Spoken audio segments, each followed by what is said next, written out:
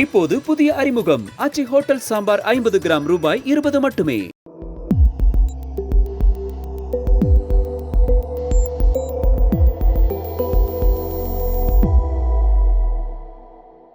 தமிழ் தடம் நேயர்களுக்கு வணக்கம். நம்மோடு உரையாட ஊடகவியலாளர் திரு கேப்ரியல் இணைந்திருக்காங்க. வாங்க பேசலாம். வணக்கம். வணக்கம். இன்னைக்கு காலையில தமிழக பெண்களுக்கு ஒரு மகிழ்ச்சியான செய்தியை ஸ்டாலின் அவர்கள் சொல்லியிருக்காங்க. மகளிர் உரிமை தொகை வாங்கக்கூடிய பெண்களுக்கு 5000 ரூபாய் காலையில கிரெடிட் ஆயிருக்கு. 3000 ரூபாய் அடுத்த 3 மாசத்துக்கான தொகை மற்றும் கோடைக்கால சிறப்பு தொகை 2000 அப்படின்னு மொத்தமாக 5000 ரூபாய காலையில அக்கௌண்ட்ல மகளிர் உரிமை தொகை வாங்கக்கூடிய பெண்களின் அக்கௌண்ட்ல கிரெடிட் பண்ணியிருக்காங்க கவர்மெண்ட். ஸோ எப்படி பாக்குறீங்க இதை? எதிர்கட்சிகள் தடுத்துருவாங்க, அடுத்தடுத்த மாசத்துல வழக்கு போட்டுருவாங்க அல்லது தேர்தல் அறிவிச்சிருவாங்க, அதனால தடைபட்டுரும். அது எதுவும் நடந்துடக்கூடாது, பெண்களுக்கு அந்த அமௌண்ட் போறது தடைபெற்றக்கூடாது அப்படின்னு முன்னெச்சரிக்கை நடவடிக்கையாக இந்த வேலையை நாங்க பார்த்திருக்கோம் அப்படின்றத ஸ்டாலின் அவர்கள் சொல்லியிருக்காங்க. ஸோ மகிழ்ச்சியான செய்தியா இது பெண்களுக்கு? கண்டிப்பா பெண்கள், ஆண்கள், குழந்தைகள் எல்லாத்துக்குமே மகிழ்ச்சியான செய்தி தான். வீட்டுக்கு ஒரு 1000 ரூபாய் எக்ஸ்ட்ரா வருதுன்னா, 5000 ரூபாய் எக்ஸ்ட்ரா வருதுன்னா சந்தோஷம்தான். ஆனா பெண்களையும் ஆண்களையும் தமிழர்களையும் சந்தோஷப்படுத்தணுன்றதுக்காக திமுக இந்த 5000 ரூபாய் கொடுக்கல. அவங்கள பொறுத்தளவுல இப்ப எலெக்ஷன் வருது, எலெக்ஷன்ல ஜெயிக்க வேண்டிய தேவை இருக்கு. எலெக்ஷனுக்கு முன்னாடி ஒரு 5000 ரூபாவை மக்கள்கிட்ட கொடுத்துருவோம். ஏற்கனவே பீகார்ல பிஜேபி செஞ்சு காட்டிட்டாங்க. 10,000 ரூபாய் அட் டைம்ல கையில கொடுத்துட்டாங்க. ஸோ ஒரு பெரிய தொகை கைக்கு சேருதுன்னா அது ஒரு தாக்கத்தை ஏற்படுத்தும். அந்த மாதிரியான ஒரு தாக்கத்தை ஏற்படுத்த முயற்சி பண்றாங்க. உரிமை தொகை 3 மாசத்துக்கு கொடுத்துருக்காங்க 3000 ரூபாய். மீதி 2000 ரூபாய் சம்மர் ஸ்பெஷல் பேக்கேஜ். இந்த பெரிய பெரிய நிறுவனங்கள்லாம் கொடுப்பாங்கல்ல, அந்த மாதிரி அரசு பணத்தை வச்சு நம்ம ஆளுங்க பேக்கேஜ் எல்லாம் கொடுக்குறாங்க 2000 ரூபாய். ஏன் போன சம்மர் அதுக்கு முந்தின சம்மருக்குலாம் பேக்கேஜ் கிடையாது, எலெக்ஷனுக்கு முன்னாடி வரக்கூடிய சம்மருக்கு மட்டும்தான் பேக்கேஜ். ஏன்னா நீங்க சம்மர் பேக்கேஜை வாங்கிட்டு அடுத்து என்ன பண்ணணும், போய் போட வேண்டிய இடத்துல ஓட்ட போடணும். அதுக்காக உங்களுக்கு ஒரு போனஸும் கொடுத்துருக்காங்க, எக்ஸ்ட்ரா ஒரு சம்மர் பேக்கேஜும். இதெல்லாம் நம்ம பார்த்துட்டு இருக்கோம் பாருங்க. நம்மள சொல்லணும், நம்ம பணம் தான் அதெல்லாம். நம்ம பணத்தை வாங்கி அவங்க சம்மர் பேக்கேஜ் கொடுத்துட்டு இருக்காங்க. ஸோ அதனால இப்படிப்பட்ட ஒரு சிஸ்டம் இங்க இருக்கு. ஸோ இப்ப சிக்கல் என்னன்னு பார்த்தோம்னா, ஸ்டாலின் அவர்களே சொல்றாரு, இந்த 3 மாசம் பணம் வராம போச்சுன்னா மக்கள் எவ்வளவு கஷ்டப்பட்டுருவாங்க அப்படின்ற விஷயங்கள்லாம் பேசுறாரு. இங்கதான் பிரச்சனையே இருக்கு. அப்ப இந்த பணம் ஒரு 1000 ரூபாய் வரலன்னா மக்கள் கஷ்டப்பட்டுருவாங்கன்றீங்க. அந்த கண்டிஷன்ல தான் நம்ம சொசைட்டி இருக்கு. திராவிட மாடல் அந்த லெவல்ல தான் இருக்கு. 1000 ரூபாய் மாசம் மாசம் வரலன்னா நமக்கு ஒண்ணும் முடியாது.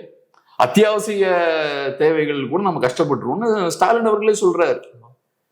அப்ப தமிழ்நாட்டு மக்கள் இந்த அளவுக்கு தான் மோசமா இருக்காங்களா அப்படின்றதான் முதல் கேள்வி. ஆமா, அந்த அளவுக்கு மோசமா தான் இருக்காங்க. இந்த மாதிரி இலவசங்கள் கொடுத்துக்கிட்டே இருந்தீங்கன்னா இன்னும் மோசமாகிக்கிட்டே இருப்பாங்க தமிழ் மக்கள். இப்ப நம்ம கடன் இன்க்ரீஸ் ஆகிக்கிட்டே இருக்கு. டாஸ்மார்க் இந்த மதுபானங்களுக்கு அதிகமான ரேட்டுக்கு வித்துக்கிட்டே இருக்கும். ஸோ கவர்மெண்ட்டுக்கு செலவு இன்க்ரீஸ் ஆகிட்டே இருந்தா என்ன பண்ணுவாங்க, இந்த மாதிரிதான் ஃபண்ட்ஸை ரேஸ் பண்ண ஆரம்பிப்பாங்க. ஒன்றும் இல்லை, இப்போ ரீசெண்டாக ஹெச் ராஜாவும் சேலம் தரணிதரனும் இந்தியா டுடே கான்க்ளேவ்ல பேசுறாங்க. பேசும்போது ஹெச் ராஜா அவர்கள் தமிழ்நாட்டு கடன் அதிகமா இருக்குன்னு பேசுறாரு. அதுக்கு ஒரு டேட்டாவோட சேலம் தரணிதரன் அவர்கள் ஹெச் ராஜா அவர்களை கவுண்டர் பண்றாரு. அவர் என்ன சொல்றாருன்னா, தமிழ்நாடோட டெட் டு ஜிஎஸ்டிபி ரேஷியோ பார்த்தா கம்மியாகிட்டே தான் இருக்கு. ஸோ 2021 இந்த டைம்ல பார்த்தோம்னா அரௌண்ட் ஒரு 29% நினைக்கிறேன், அரௌண்ட் சம்வேர் அரௌண்ட் 29-30%. இப்போ அது சம்வேர் அரௌண்ட் 26% கம்மியாயிருக்கு. ஸோ திமுக ஆட்சி வந்ததுக்கு அப்புறம் ஓவரால் ஜிஎஸ்டிபியில அந்த கடனை நான் கம்மி பண்ணியிருக்கோம், டெட் டு ஜிஎஸ்டிபி ரேஷியோ பார்த்தா கம்மியாயிருக்கு அப்படின்ற பாயிண்ட்டை சொல்றாரு. இதை நீங்க இன்னும் கொஞ்சம் டீப்பா போய் பார்த்தோம்னா எப்படி கம்மியாயிருக்குன்னு நீங்க பாத்தீங்கன்னா, ஒரு இன்ட்ரெஸ்டிங்கான ஒரு டேட்டா காட்டுறேன் பாருங்க. இப்ப எஸ்ஓடிஆர்னு சொல்லுவாங்க, ஸ்டேட்ஸ் ஓன் டாக்ஸ் ரெவன்யூம்பாங்க. ஸ்டேட் கவர்மெண்ட்டுக்கு சில ரெவன்யூ இருக்கும்ல, அதை எஸ்ஓடிஆர்பாங்க. 2015-16 ஆண்டு 80,000 கோடியா இருக்கு எஸ்ஓடிஆர் தமிழ்நாட்டுக்கு. அதுக்கப்புறம் அதிமுக ஆட்சி முடியும் போது பார்த்தோம்னா அது 1,00,000 கோடியா மாறுது, 1,01,000 கோடியா இருக்கு. ஸோ அதிமுக பதவிக்கு வரும்போது 80,000 இருக்கு, அதிமுகவோட ஆட்சி முடியும் போது 1,01,000 கோடியா இருக்கு. திமுக பதவிக்கு வந்ததுக்கு அப்புறம் இன்னைக்கு அது எவ்வளவா இருக்குன்னா 2025-26 எவ்வளவு ப்ரொஜெக்ட் பண்ணிருக்காங்கன்னா 2,20,000 crores தான் ப்ரொஜெக்ட் பண்ணிருக்காங்க. ஸோ அஃப்கோர்ஸ் இப்ப டெட் டு ஜிடிபி ரேஷியோ கம்மி ஆயிருக்கு. அதை பார்க்கும்போது தமிழ்நாடோட கடன் கொஞ்சம் கம்மியான மாதிரி தெரியும். எப்படி கம்மியா இருக்குன்னு பாத்தீங்கன்னா டாக்ஸை முரட்டுத்தனமா இன்க்ரீஸ் பண்ணிருக்கீங்க. டாக்ஸை முரட்டுத்தனமா இன்க்ரீஸ் பண்ணும்போது தானே ஸ்டேட் கவர்மெண்டோட ரெவன்யூ இன்க்ரீஸ் ஆகும். ஸோ ஸ்டேட் கவர்மெண்டோட ரெவன்யூ பார்த்தா அதிமுக பீரியட்ல ஏறக்குறைய 20% இன்க்ரீஸ் ஆயிருக்கு. இவங்க பீரியட்ல பார்த்தா 2 மடங்கு இன்க்ரீஸ் ஆயிருக்கு. ப்ராப்பர்ட்டி டேக்ஸ், கமர்ஷியல் டேக்ஸ், வாட்டருக்கு, எலக்ட்ரிசிட்டி டேரிஃப், சகட்டு மேனிக்கு எல்லாத்தையும் இன்க்ரீஸ் பண்ணிருக்காங்க. ஸோ இவங்க டெக்னிக்கலா என்ன பண்றாங்கன்னா நிறைய இலவசங்களை கொடுக்குறாங்க, நிறைய பணத்தை மக்கள்கிட்ட இருந்து உரியுறாங்க. இதுக்கு பருத்தி மூட்டை குடோன்லயே இருக்கலாம்ல, என்கிட்ட இருந்து முரட்டுத்தனமா காசை பறிக்கிறது. அதுவும் ஸ்பெசிபிக்கா நம்ம பார்க்கணும். பார்க்கும்போது மக்கள்கிட்ட இருந்தே பணத்தை பறிச்சு மக்கள்கிட்டே கொடுக்குறாங்கன்னு நம்ம சிம்பிளா சொல்லிடக்கூடாது. யாருகிட்ட இருந்து பறிச்சு யாருகிட்ட இருந்து கொடுக்குறாங்கன்றதான் ரொம்ப அவசியம். இப்ப கமர்ஷியல் டாக்ஸ் எல்லாம் இன்க்ரீஸ் பண்ணும்போது என்ன ஆகும்? பிசினஸ்கான அஃபெக்ட் ஆகும். ப்ராப்பர்ட்டி டாக்ஸ் எல்லாம் இன்க்ரீஸ் பண்ணும்போது இப்ப எலக்ட்ரிசிட்டி பில்ல முரட்டுத்தனமா இன்க்ரீஸ் பண்ணிருக்காங்க. யார் அஃபெக்ட் ஆகாதுல? ஸ்மால் ட்ரேடர்ஸ் அஃபெக்ட் ஆவாங்க. எம்எஸ்எம்இ எல்லாம் பார்த்தோம்னா இப்ப பெரிய பாதிப்பை ஃபேஸ் பண்றாங்க. ஒரு 5 இயர்ஸ்க்கு முன்னாடி அவங்க பே பண்ண எலக்ட்ரிசிட்டி பில்லை விட இப்ப பல மடங்கு அதிகமா பே பண்ணிட்டு இருக்காங்க. சோ இப்ப தமிழ்நாட்டுல எம்எஸ்எம்இ செக்டர் பெரிய ஒரு ஸ்ட்ரெஸ்ல இருக்கு. நிறைய மாஸ் க்ளோஷர் நடக்கும் நிறைய சொல்றாங்க. நிறைய நிறுவனங்கள் மூடப்படுவதற்கான வாய்ப்பு இருக்குன்னு பேசிட்டு இருக்காங்க. சோ இப்ப என்ன ஆகுதுன்னு நீங்க பாத்தீங்கன்னா இங்கதான் முக்கியமான அரசியல் இருக்கு. இவங்க என்ன பண்றாங்க? இந்த மாதிரி நிறுவனங்கள் எல்லாம் பயங்கரமா டாக்ஸ் பண்றாங்க. பண்ணும்போது என்ன ஆகும்? அவங்களுக்கு பெருசா லாபம் ஈட்ட முடியாது. இப்ப நான் ஒரு பிசினஸ் பண்றேன், எனக்கு நிறைய லாபம் தான். நான் என்ன பண்ணுவேன்? நிறைய சேல்ஸ் பண்ணுவோம், பேங்க்ல கொஞ்சம் சேவ் பண்ணிப்பேன். மற்றபடி மீதி காசை ஃபுல்லா தொழில போடுவேன். நான் புதுசா இன்னொரு கடையை திறப்பேன், வேற ஒரு பிசினஸ்ல இன்வெஸ்ட் பண்ணுவேன். அதெல்லாம் பண்ணும்போது என்ன நடக்கும்? ஜாப் ஆப்பர்ச்சுனிட்டி கிரியேட் ஆகும். ஸோ இவங்க என்ன பண்றாங்க? பிசினஸ நெருக்குறாங்க. எதுக்கு நெருக்குறாங்க? பணம் இருக்கிறவங்க கிட்ட இருந்து காசை பறிக்கிறாங்க. பிசினஸ்மேன்ட்ட பறிச்சு எல்லாருக்கும் 1000 ரூபாய் 2000 ரூபாய் காசு கொடுத்துட்டு இருக்காங்க. இப்ப ப்ராமிஸ் 2000 ரூபாய் எடுத்தது, ஜெயிச்சு வந்துட்டோம்னா அடுத்து 2000 ரூபாய், இதை விட இன்னொரு மடங்கு இன்க்ரீஸ் பண்ணிடுவோன்னு. சோ அங்கிருந்து நீங்க பணத்தை பறிக்கிறீங்க, இங்க கொடுக்குறீங்க. இத பார்க்க ரொம்ப நல்லா இருக்கும். சோசியலிசம் மாதிரி இருக்கு. இது பணக்காரங்கிட்ட இருந்து பறிக்கிறாங்க, ராபின்ஹுட் மாதிரி. இந்த பக்கம் பணத்தை டிஸ்ட்ரிபியூட் பண்றாங்க, சூப்பரா இருக்கு அப்படின்னு நீங்க நினைக்கலாம். ஆனா என்ன ஆகும்னா அவனோட மார்ஜின் கம்மியாகிட்டே இருக்கும். அவன் கையில சர்ப்ளஸ் இருக்காது. புது இன்வெஸ்ட்மெண்ட்ஸ்ல இன்வெஸ்ட் பண்ண மாட்டான். அவன் இருக்கிறத வச்சு மேனேஜ் பண்ணிட்டு போலாம் பண்ணிட்டு உட்கார்ந்துருவான். அப்ப என்ன ஆகும்னா புது வேலை வாய்ப்புகள் கிரியேட் ஆகாது. புது வேலை வாய்ப்புகள் கிரியேட் ஆகலன்னா ஸ்டாலின் அவர்கள் சொன்ன மாதிரி நாங்க 1000 ரூபாய் கொடுக்கலன்னா அத்தியாவசிய பொருட்களுக்கே மக்கள் கஷ்டப்பட வேண்டிய நிலைமைக்கு தள்ளப்படுவாங்க. சோ இது ஒரு ட்ராப்னு நம்ம சொல்லலாம். நீங்க இண்டஸ்ட்ரீஸை கிரஷ் பண்ணியாச்சு, நெருக்கிட்டீங்கன்னா நேச்சுரலா மக்கள் பொருளாதார ரீதியா அரசு சார்ந்து இருக்க ஆரம்பிச்சிருவாங்க.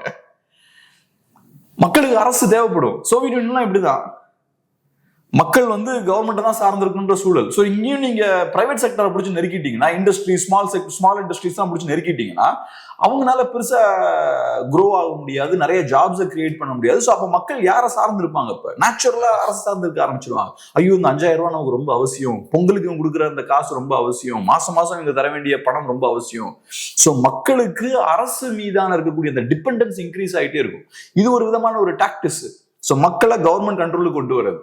ஆனா இதுல சிக்கல் என்னன்னா ஒரு பாயிண்ட்டுக்கு அப்புறம் இது பேக் ஃபயர் ஆயிரும். நீங்க அவனை அதிகமா இந்த மாதிரி டாக்ஸ் பண்ணிக்கிட்டே இருந்தீங்கன்னா அவன் கொலாப்ஸ் ஆயிரும் ஏதோ ஒரு பாயிண்ட்ல. அப்புறம் அவன்கிட்ட இருந்து நீ திருப்பி வாங்கிட்டு இருக்க முடியாது. இப்ப அங்கதான் தள்ளிட்டு இருக்காங்க அவங்க.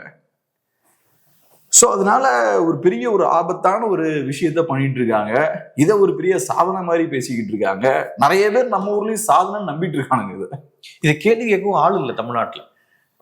எதிர்கட்சியான அதிமுகவோ பாஜகவோ அல்லது மற்ற பாமகவோ திமுக கூட்டணி கட்சிகளோ யாருமே இதை கேள்வி கேட்க மாட்டாங்க. ஏன்னா இது ஒரு சிறப்பான ஒரு விஷயம் அப்படின்னு திமுக கூட்டணி கட்சிகள் பாராட்டுறாங்க. அதிமுக பாஜக பாமக எல்லாம் இது அவங்களும் ஒரு திட்டமாவே சொல்றாங்க. ஸோ அப்படி இருக்கும்பொழுது இதை கேள்வி கேட்க ஆளே கிடையாது. நாம் தமிழர் கட்சி போல சில கட்சிகள் கேள்வி கேட்கறாங்க, ஆனா அது சபையேற மாட்டுது. ஸோ இப்படியான ஒரு சூழல் தான் இங்க பயம் இருக்குங்க எல்லாருக்கும். இதை நம்ம கேட்டோம்னா ஓட்டு போயிருன்னு பாக்குறாங்க. ஸோ எல்லாருமே இதை சப்போர்ட் பண்றாங்க. தமிழ்நாட்டை குழிக்குள்ள தள்ளக்கூடிய ஒரு விஷயம் இந்த இலவசங்கள். ஆனா இதை எல்லாருமே சப்போர்ட் பண்றது நிறைய பேர். அதுவும் ரொம்ப எவ்வளவு அலட்சியமா ஒரு விஷயம் சொல்றாங்க பாருங்க. கோடைகால சிறப்பு தொகை அப்படின்னு 2000 கொடுக்குறாங்க. அது கேட்கணும்ல, அது என்ன சிறப்பு தொகை இந்த கோடை காலத்துக்கு மட்டும்? போன வருஷம் ஏன் கொடுக்கல, இந்த வருஷம் மட்டும் என்ன கொடுக்குறீங்க? கோடைகால சிறப்பு தொகை சும்மா ஒரு எக்ஸ்பிளனேஷன் எல்லாம் கிடையாது. டேக் இட், சும்மா ஒரு போனஸ், அவ்வளவுதான். கிஃப்ட் ஃப்ரம் அங்கிள் சாம் மாதிரி, கிஃப்ட் ஃப்ரம் டிஎம்கே வச்சுக்கோங்க அப்படின்ற மாதிரி கொடுக்குறாங்க. இன்ஃபேக்ட் இப்ப சில நண்பர்கள்லாம் கமெண்ட் பண்ணும்போது இவர் வந்து ரொம்ப முதலாளித்துவ பார்வையில பாக்குறாரு, மக்களோட பிரச்சனைகளே இவருக்கு புரியல, ரொம்ப எக்ஸ்ட்ரீம் கேபிட்டலிஸ்டிக் பாயிண்ட் ஆஃப் வியூல இருந்து ஒரு ரைட் விங் பாயிண்ட் ஆஃப் வியூல இருந்து இவர் பாக்குறாரு அப்படின்ற மாதிரிலாம் சொல்றாங்க. நான் இப்ப பேசுறது எல்லாமே தொழிலாளர்கள் நலன்ல இருந்து பேசுறேன், சாமானியர்கள் நலன்ல தான் பேசிட்டு இருக்கேன். நீங்க பிரைவேட் செக்டரை நெருக்கிட்டீங்கன்னா வேலை ஜென்ரேட் ஆகாது, கவர்மெண்ட் எல்லாருக்கும் வேலை கொடுக்காது. இப்ப எல்லாரும் போராடுறதுக்கான காரணம் என்ன? கவர்மெண்டால புதுசா வேலைகளை கிரியேட் பண்ண முடியல, இருக்கவங்களுக்கு ஒழுங்கா சம்பளம் கொடுக்க முடியல, பெர்மனன்ட் ஆக்க முடியல, பெனிஃபிட்ஸ் கொடுக்க முடியல, பிரச்சனையில இருக்காங்க. கவர்மெண்ட்ன்ற அந்த நிறுவனம் வந்து பயங்கரமா நிறைய ரிசோர்ஸ் ட்ரெயின் பண்ணக்கூடிய ஒரு நிறுவனமா மாறிடுச்சு. ஸோ பிரைவேட் செக்டர் நிறைய ஜாப்ஸை கிரியேட் பண்ணுது. லாஸ்ட் ஒரு 30 இயர்ஸா நம்ம சொசைட்டி ஏன் பெரிய growth பார்த்துருக்குன்னா பிரைவேட் செக்டர் பயங்கரமா பூம் ஆச்சு. ஆனா இப்ப நீங்க என்ன பண்றீங்க, நிறைய சோசியல் வெல்ஃபேர் ஸ்கீம்ஸ் அனௌன்ஸ் பண்றீங்க, இந்த மாதிரி ஏகப்பட்ட இலவசங்கள் இது பண்றீங்க. இதுக்கெல்லாம் காசு உங்களுக்கு தேவைப்படுது. சிம்பிள் எலெக்ஷன்ல ஜெயிக்கணுன்றதுக்காக எல்லாம் பண்றீங்க, வேற ஒரு விஷயமும் உங்களுக்கு கிடையாது. சோ இப்ப நீங்க நடுவில் உட்காந்துருக்கீங்க அரசியல்வாதிகள், ஒரு சைடுல மக்கள், இன்னொரு சைடுல பிசினஸ் இருக்கு. சோ இப்ப நீங்க ஜெயிக்கணும், இவங்களை கன்வின்ஸ் பண்ணணும், அவங்க கிட்ட இருந்து பணத்தை முரட்டுத்தனமா பறிக்கிறீங்க. இப்ப ஏகப்பட்ட பணத்தை அப்படியே ஸ்குவீஸ் பண்ணி எடுக்கிறீங்க. குறிப்பா இப்ப திருப்பூர்ல எல்லாம் இது பெரிய பிரச்சனையா இருக்கு. ஆல்ரெடியே வந்து ட்ரம்ப் அந்த டேரிஃப் இந்த டேரிஃப் போட்டு பிரச்சனை. இப்போ அதுதான் ஓரளவுக்கு இப்போ அந்த ஒப்பந்தம் இப்ப இந்த நான் சொல்ற இந்த பிரச்சனைகள் எல்லாம் ஒரு 4-5 இயர்ஸ் திருப்பூர்ல ஃபேஸ் பண்ணிட்டு இருக்காங்க. நமக்கு தெரியறது இல்ல, மீடியால எதுவும் கவர் பண்றது இல்ல. அங்க இருக்க வியாபாரிகள் ப்ரொடெஸ்ட் எல்லாம் பண்ணாங்க, நம்ம ஆளுங்க எதையும் கண்டுக்க மாட்டாங்க. அப்படியே காதை மூடிட்டு விஜய், அதிமுக உட்கட்சி மோதல், செங்கோட்டையன் இப்படிதான் பேசிட்டு இருப்பாங்க. அதை பத்தி எல்லாம் பேச மாட்டாங்க. முதலாளிகள் சிறு முதலாளிகள் பிரச்சனை பண்றாங்கன்னா அதை சீரியஸா கவனிக்கணும். அதுல பெரிய பிரச்சனை இருக்குன்னு அர்த்தம். ஏன்னா அவங்க ஒரு 1000 பேர் சம்பந்தப்பட்ட பிரச்சனை கிடையாது, அவங்க 1000 பேர் இன்னொரு 1,00,000 பேருக்கு வேலை கொடுப்பாங்க. சோ அவங்க 1000 பேர் பாதிக்கப்படுறாங்கன்னா சிம்பிள் உடனே என்ன பண்ணுவாங்கன்னா, இண்டஸ்ட்ரீஸ்லாம் என்ன பண்ணுவாங்கன்னா ஆட்கள் எடுக்கிறத கம்மி பண்ணிடுவாங்க. 100 பேர் வச்சு ஒரு ஃபேக்டரியை நடத்துறோம்னா 40 பேர் ஆக்கிடுவாங்க. அது ரிஸ்க் எடுக்க வேண்டாம், சும்மா அப்படியே ரன் பண்ணும் அப்படின்னு பண்ண ஆரம்பிச்சுடுவாங்க. ஃபியூச்சர்ல க்ரோ ஆகுறதுக்கு, பணம் சம்பாதிப்பதற்கு வாய்ப்பு இருக்குன்னாதான் எக்ஸ்ட்ரா இன்னொரு 100 பேர் அவங்க உள்ள எடுப்பாங்க. ஸோ அந்த ஒரு என்வாரன்மெண்ட்டை கிரியேட் பண்ணு. இவங்க என்ன பண்றாங்கன்னா ஏகப்பட்ட பணத்தை அவங்க கிட்ட இருந்து பறிக்கிறது, கொள்ளையர்கள் மாதிரி அவங்க கிட்ட இருந்து பணத்தை பறிக்கிறது. அவங்க கிட்ட இருந்து பணத்தை பறிச்சு அவன் எடுத்து என்ன பண்ணுவான், அவனுக்கு மார்ஜின் எல்லாம் கம்மியாகிட்டு இருக்கும். மார்ஜின் கம்மியானா எக்ஸ்பேண்ட் பண்ண முடியாது. எக்ஸ்பேண்ட் பண்ணாதான் நிறைய ஆட்களை எடுப்பாங்க, நிறைய ஜாப் ஆப்பர்ச்சுனிட்டிஸை கிரியேட் பண்ணுவாங்க. இந்த மெஷின்லாம் அட்வான்ஸ் ஆக முடியாது, நிறைய விஷயங்கள். இப்ப 90ஸ்ல தான் நடந்தது. 90ஸ்ல பார்த்தீங்கன்னா பெருசா பேக்ரவுண்ட் இல்லாத ஆட்கள்லாம் இண்டஸ்ட்ரியலிஸ்ட்லாம் ஆனாங்க. நீங்க அம்பத்தூர்லாம் போய் பார்த்தீங்கன்னா ஃபர்ஸ்ட் ஜென்ரேஷன் பிசினஸ் மேன்லாம் நிறைய பேர் பெரிய ஆளா இருப்பாங்க, சாதாரண பேக்ரவுண்ட் வந்திருப்பாங்க. அதுக்கான காரணம் என்னன்னா அப்ப மேசிவா எக்ஸ்பேண்ட் ஆகுது, பெரிய ஒரு growth அந்த டைம்ல இருக்கு. இப்ப ஒண்ணு இன்டர்நேஷனலாவே ஒரு மந்த நிலை இருக்கு, இன்னொன்னு இவங்க வேற நடுவுல இந்த அரசியல்வாதிகள் வேற இவனுங்க பண்ற அட்டகாசம் இருக்கு. எலெக்ஷன்ல ஜெயிக்கணும்ன்ற கூத்து இருக்கு, காசை எடுத்து சகட்டு மேனிக்கு இறக்குறது, பெரிய பெரிய நிறுவனங்களை பிடிச்சு நெருக்கிறது. இப்ப நீங்க ஆக்சுவலா சப்சிடி கொடுக்கணுங்க இவங்களுக்குலாம், இபி பில்லாம் நீங்க கம்மி பண்ணணும். இவங்க அவங்கள டார்கெட் பண்ணி ஹெவியா சார்ஜ் பண்றது எலக்ட்ரிசிட்டிக்கலாம். அப்ப பண்ண அவங்க என்ன பண்ணுவாங்க அடுத்தது? ஸோ இப்ப அதுக்கே கோடிக்கணக்கா பணத்தை செலவழிச்சிட்டு இருக்காங்க. ஸோ அவங்க எல்லாம் இப்ப பெரிய ஒரு ஸ்ட்ரெஸ்ல இருக்காங்க. இது டெம்பரரியா அரசுக்கு ஒரு பவர் கொடுத்த மாதிரி ஒரு ஃபீலிங் கொடுக்கும். ஏன்னா அங்கிருந்து நம்ம பணத்தை ஸ்குவீஸ் பண்ணி எடுக்கிறோம். எடுக்கும்போது அவங்களுக்கு பெரிய ஜாப் கிரியேட்டிங் பொட்டன்ஷியலும் இருக்காது, பெருசா புது வேலைகளையும் உருவாக்க முடியாது. அப்ப மக்கள் வந்து அரசு சார்ந்தே இருக்க ஆரம்பிச்சிடுவாங்க.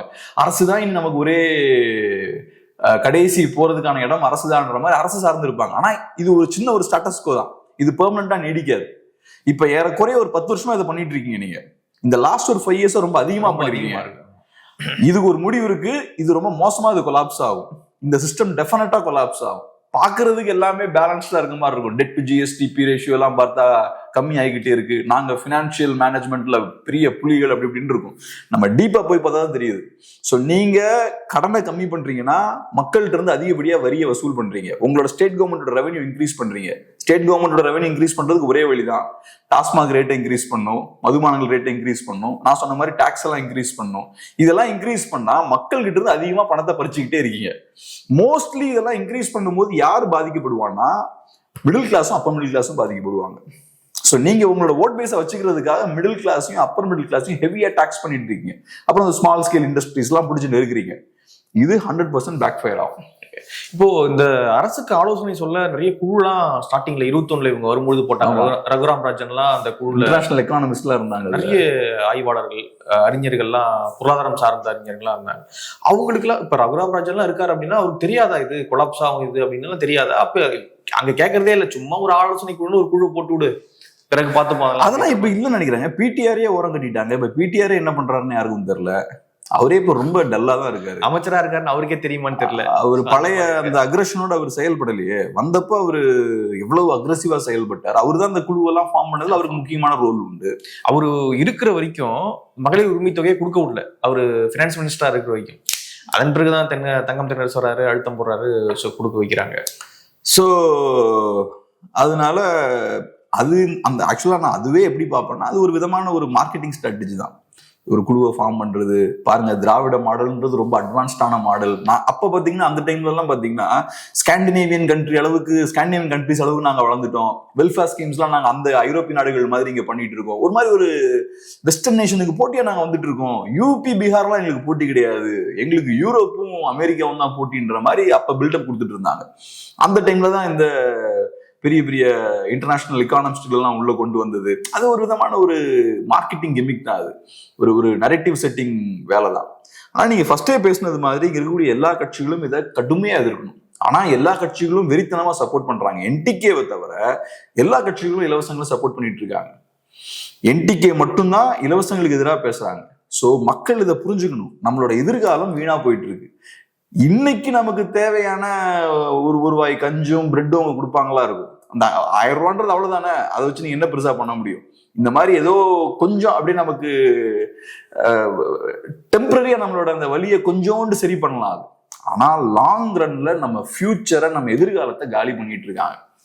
அரசியல்வாதிகள் எலெக்ஷன்ல ஜெயிக்கணுன்ற ஒரே நோக்கத்தோட இந்த அநியாய வேலையில ஈடுபட்டு இருக்காங்க. இது இவங்க மட்டும் கிடையாது, இது அதிமுகவும் இதைதான் பண்ணாங்க. அதிமுக தான் நாங்க வந்த உடனே 2000 கொடுப்போம்ன்றாங்களே. ஆமா, சோ இததான் அதிமுக முன்னாடி பண்ணாங்க. மேபி அவங்க உரிமை தொகை கொடுக்கல, பட் மற்ற இலவசங்கள் எல்லாம் கொடுத்தாங்க. வந்தா தருவோன்றாங்க. ஆனா இப்ப வந்தா நாங்களும் தருவோன்றாங்க. 2000 ரூபாய் தருவோன்றாங்க. ஆமா, இப்ப முதல்வரும் சொல்லியாச்சு, நாங்களும் இனி வந்தா 2000 தருவோன்றாங்க. ஆமா, இனி அடுத்தது இப்ப யோசிச்சு பாருங்க, இதே ரேட்ல போச்சுன்னா அடுத்து இப்ப வர எலெக்ஷன், அடுத்த எலெக்ஷன் 5000 ரூபாய் தர வேண்டியிருக்கும்.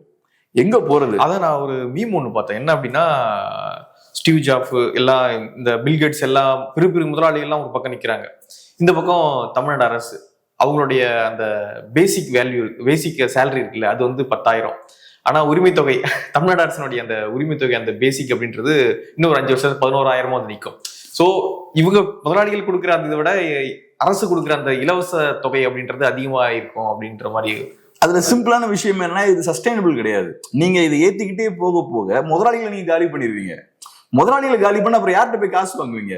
இப்ப நீங்க ஸ்மால் பிசினஸ் கிட்ட இருந்து நீங்க காசை பறிச்சுட்டு இருக்கீங்க, நாளைக்கு அவங்க கொலாப்ஸ் ஆகிட்டா எங்க இருந்து வாங்குவீங்க? சோ ஒன்னு கொலாப்ஸ் ஆயாச்சுன்னா அன்எம்ப்ளாய்மெண்ட் படாலும் இன்க்ரீஸ் ஆகும். ரெண்டாவது, நீங்க காசு பறிக்கிறதுக்கும் ஆள் இருக்க மாட்டாங்க. சோ ஃபியூச்சர்ல என்ன ஆகும்னா, நீங்க நிறைய பணம் கொடுக்க வேண்டியிருக்கும், நிறைய பேருக்கு அதை கொடுக்க வேண்டியிருக்கும், பணத்தை ஜென்ரேட் பண்றதுக்கும் வழி இருக்காது உங்களுக்கு. இது ஒரு டெம்பரரியான விஷயம் தான். இதை வச்சு இந்த மாதிரி பண்ணிட்டு இருக்காங்க. ஒரு பெரிய குழியில போய் தள்ள போறாங்க. உடனடியா எனக்கு எலெக்ஷன்ல ஜெயிக்கணும், அதுக்கு என்ன வேணாலும் நான் பண்ணுவேன், எனக்கு கவலையே கிடையாது. எல்லாமே இந்த 5 வருஷம் பார்த்தீங்கன்னா தமிழ்நாடு அரசியல் முழுக்க முழுக்க இந்த எலெக்ஷனை மட்டுமே மையமா வச்சு ஓடிட்டு இருக்கு. 24 எலெக்ஷன், 26 எலெக்ஷன், வெறும் எலெக்ஷன் மட்டும் மையமா வச்சு ஓடிட்டு இருக்கு. இஷ்யூ பேஸ்டா எதுவுமே பண்ணல இந்த பொலிட்டிக்கல் பார்ட்டிஸும். இலவசங்களுக்கு எதிராக ஸ்ட்ராங்கா வந்து நிக்கணும். இப்ப நான் சொல்ற இந்த பிரச்சனைகள் எல்லாமே சாதாரண மக்களை தான் பாதிக்கும். இண்டஸ்ட்ரீஸ் வச்சிருக்க ஒன்றும் பிரச்சனை இல்லை. இண்டஸ்ட்ரீஸ் கொலாப்ஸ் ஆனாலும் அவங்க கொஞ்சம் பணம் சேர்த்து வச்சிருப்பாங்க, நிம்மதியாக அவங்க பாட்டுக்கு இருப்பாங்க, வேற நாட்டுக்கு போவாங்க, ஏதோ ஒன்று பண்ணுவாங்க. சாதாரண சாமானியர்கள் தான் இதுல பாதிக்கப்பட போறாங்க. அதனால கேப்ரியல் ஒன்றும் முதலாளிகளுக்கெல்லாம் இங்க பேசல, சாதாரண தமிழர்களுக்கு தான் நம்ம இங்க பேசிட்டு இருக்கோம். சோ இங்க இருக்கக்கூடிய அரசியல் கட்சிகளும் இதை பேச ஆரம்பிக்கணும். சும்மா எப்ப பார்த்தாலும் இந்த கூட்டணி இருக்குமா, அந்த கூட்டணி இருக்குமா, இந்த கூட்டணிக்கு யாரு போவார், அந்த கூட்டணிக்கு யாரு போவாங்க, அது முக்கியம், ரைட், அது பொலிட்டிக்ஸ். ஆனா அதை தாண்டி இது இன்னும் ரொம்ப முக்கியம். இது வாழ்வாதாரம். இதுல மண்ணளிப்படுவதற்கான எல்லா வாய்ப்பும் இருக்கு ஃபியூச்சர்ல. இதை நம்ம கண்டிப்பா ஸ்டாப் பண்ணி ஆகணும். இப்போ ஸ்டாலின் அவர்கள் ஒரு காரணம் சொல்றாரு, என்ன அப்படின்னா, இந்த 3000 ரூபாய் இப்ப ஏன் நாங்க கொடுக்குறோம் அப்படின்னா, மேபி தர முடியாம கூட போயிடலாம், எலெக்ஷன் அறிவிச்சிருவாங்க அல்லது கேஸ் போட்டுருவாங்க யாருன்னா போய் தரக்கூடாதுன்னு. அதன் காரணமாக நாங்க முன்கூட்டியே மகளிருக்கு அந்த உரிமை தொகையை போய் சேர்த்துடுறோம் அப்படின்னு அவ்வளோ விழிப்புணர்வோடு இருக்காங்க. ஆனா இவங்க 21ல ஆட்சிக்கு வராங்க, ஆனா 23 வரைக்கும் இவங்க கொடுக்கவே இல்லை. கிட்டத்தட்ட 2 வருஷம் இவங்க செப்டம்பர்ல தான் கொடுக்குறாங்க. இவங்க 2 வருஷம் கொடுக்கவே இல்லை இவங்க. சோ இப்ப 2 வருஷம் கொடுக்காம விட்டீங்கல்ல, அப்பயே நீங்க அந்த அலாட்னஸ் வந்து நீங்க 21லயே ஆரம்பிச்சு. நீங்க சொல்றது என்னன்னா 24,000 ரூபாய் மொத்தமா கொடுங்கன்றீங்க 2 வருஷத்துக்கு சேர்த்து. இல்ல ரொம்ப ரொம்ப அந்த உணர்வு பாருங்க. 3 மாசத்துல நீங்க தவிச்சிருவீங்கல்ல இந்த 3000 வரலன்னா அப்படின்னு சொல்றாரு. 2 வருஷம் கொடுக்காம விட்டீங்கல்ல. இந்த 3000 ரூபாய் நம்ம தவிக்கணும்னா இப்ப நம்ம கண்டிஷன் எப்படி பாருங்க. இத அவர் முதலமைச்சர் சொல்றாரு அப்படின்னா அவருக்கே டக்குன்னு அது உறுத்த வேண்டாமா, என்ன நம்ம இப்படி சொல்றோமே அப்படின்னு சொல்லிட்டு. இப்போ 3000 ரூபாய் வரலன்னா கஷ்டப்படுவோம் அப்படின்னு சொல்றாரு. 2 வருஷம் கொடுக்காம விட்டீங்களே, அப்ப 24,000 சேர்த்து கொடுங்க. இப்ப என்ன கதை இது? எது உண்மை எது பொய்னே தெரியல. அவங்களுக்கு சிம்பிள்ங்க, ஒரு பெரிய தொகையை கையில கொடுக்கணும். மக்கள் மறக்க கூடாது. அதை பொங்கலுக்கு 3000 ரூபாய் கொடுத்தாங்களா? சோ பொங்கலுக்கு ஒரு பெரிய தொகையை கொடுத்தாச்சு. 1 மாசம் ஆச்சு.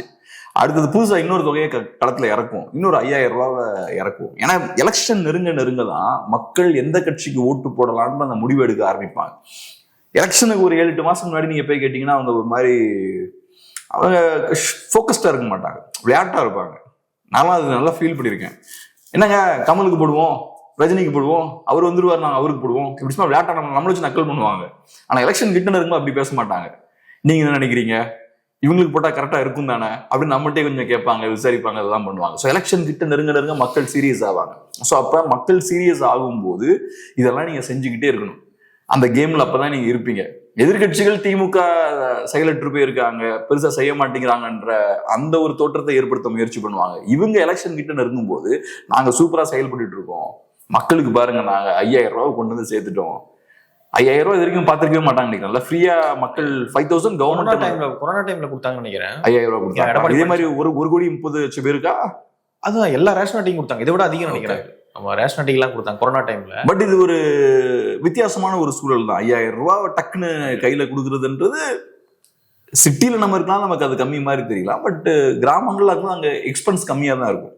ஸோ 5,000 ஒரு பெரிய அமௌண்ட் தான், ஒரு பெரிய ஒரு தாக்கத்தை ஏற்படுத்துறாங்க. ரெண்டாவது இன்னொரு முக்கியமான விஷயம் என்னன்னா, இந்த மாதிரி பணத்தை எலெக்ஷன் மாடல டிஸ்ட்ரிபியூட் பண்ணும்போது என்ன ஆகும்னா எக்கனாமிக் ஆக்டிவிட்டி இன்க்ரீஸ் ஆகும் சொசைட்டில.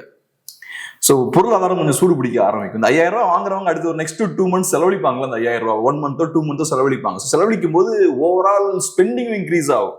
ஓவரால் ஸ்பெண்டிங் இன்க்ரீஸ் ஆகும்போது எல்லாருக்கும் பணம் போய் சேரும் கையில. ஒரு ட்ரிக்கிள் டவுன் எஃபெக்ட் இருக்கும். இங்க நீங்க பணம் கொடுத்தீங்கன்னா அது எல்லா இடத்தும் அங்க ஸ்ப்ரெட் ஆகும். அடுத்து மார்க்கெட்டுக்கு போகும், அங்க போகும், இங்க போகும், ஸ்ப்ரெட் ஆகும். ஸோ எக்கனாமிக் ஆக்டிவிட்டி அது சொசைட்டில இன்க்ரீஸ் பண்ணும். அதனாலதான் நீங்க பார்த்தீங்கன்னா எலெக்ஷன் டைம்ல நிறைய லோன்ஸ் எல்லாம் கொடுக்க ஆரம்பிப்பாங்க. இங்க லோக்சபா எலெக்ஷன்ஸ்க்கு முன்னாடி எல்லாம் பார்த்தா ஸோ பேங்க்ஸ்லாம் நிறைய பணம் பம்ப் பண்ணும்போது, பப்ளிக் செக்டர் பேங்க்ஸ் எல்லாம் பம்ப் பண்ணும்போது அது எக்கனாமிக் ஆக்டிவிட்டி இன்க்ரீஸ் பண்ணுது. லாஸ்ட் இயர் இதெல்லாம் பண்ணுவாங்க நிறைய. அதுக்கும் இது உதவும். ஆனா லாங் ரன்ல நமக்கு பெரிய ஒரு சிக்கலை கொண்டு போய் நம்ம சேர்த்துறோம். இது எல்லாமே ஷார்ட் ரன்ல அரசியல்வாதிகளுக்கு லாபகரமா இருக்கும். பார்ப்போம். நிறைய விஷயங்களை மட்டும் பகிர்ந்துட்டீங்க. நன்றி.